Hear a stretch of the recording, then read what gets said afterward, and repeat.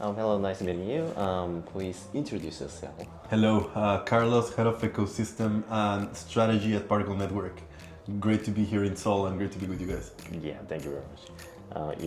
Then let's go to the questions. Okay, the first question, what are the primary challenges developers face when building cross-chain applications? And how does a cross and cross-chain intents address these? Well, first of all, the challenges.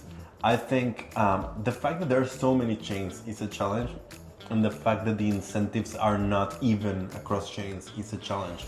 So one chain might be paying you a grant for you to use their technology and for you to deploy in their chain, but then that puts pressure on you because you cannot go use the chain you really wanted to use, and you cannot just use the chain that will be more successful over the longer term. So that's trade-off on its own. And then that comes at the cost of you asking every user to bridge. That comes at the cost of you requiring people to pay gas in a specific token. And that's why sort of our solution has been to try and create something that people can build right into their app and that they can deposit into any chain from and pay tokens with tokens from any chain from, so that people can just use applications instead of thinking of bridging and using applications in chains.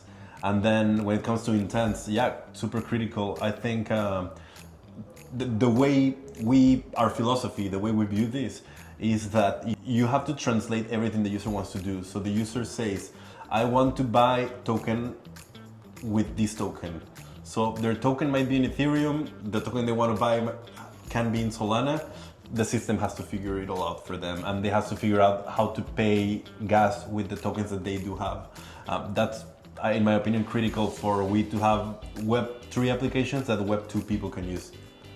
Long answer, but it was a long question as well. Okay, it's okay, thank you. Okay, the second question is about how does a cross make the integration of a cross-chain functionality more accessible for teams with limited blockchain experience? Yeah, so that's honestly a challenge we're still fighting. The way we're tackling, again, I have to talk from my own experience when it comes to these things, right? So the way we're tackling it is by doing SDKs and by creating developer products that just make this very simple from the get-go. And the way our product currently works, it's very friendly for people that are deploying new applications.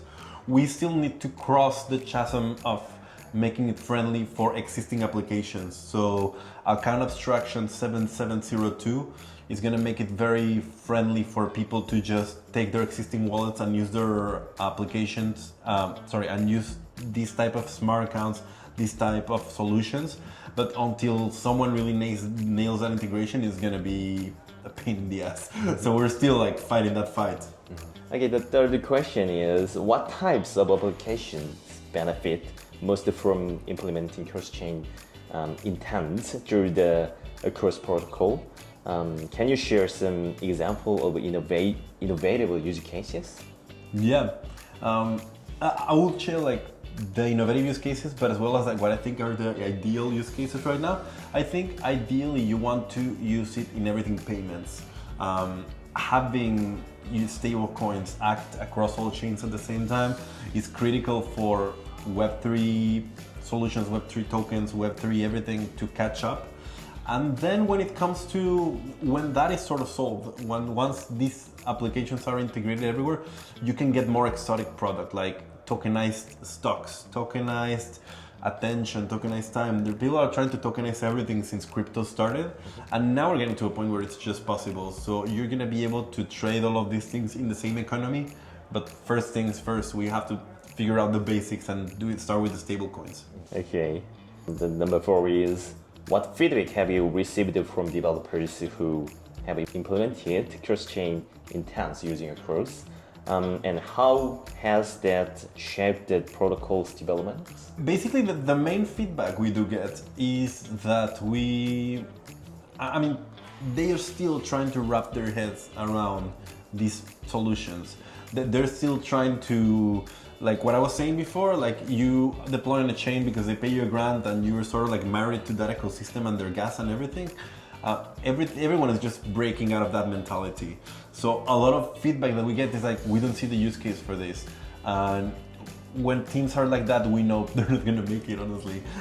It's the teams that are open and that are like, okay, we want to be able to market to other ecosystems. We want to be able to compete with other ecosystems that we know are gonna make it. Because in a universal Web3 economy where every chain counts as one, you need to be ready to compete with projects from every ecosystem.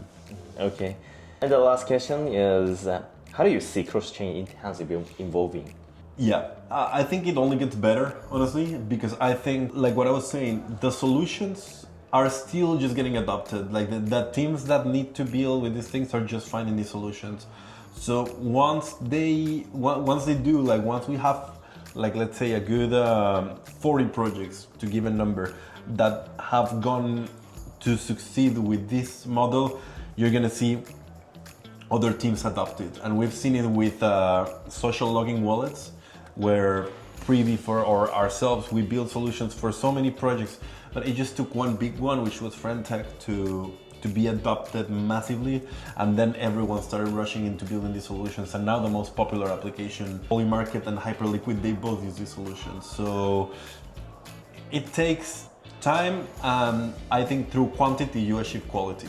Okay, thank you for taking this interview. Thank you so much, man. Yeah. Good questions.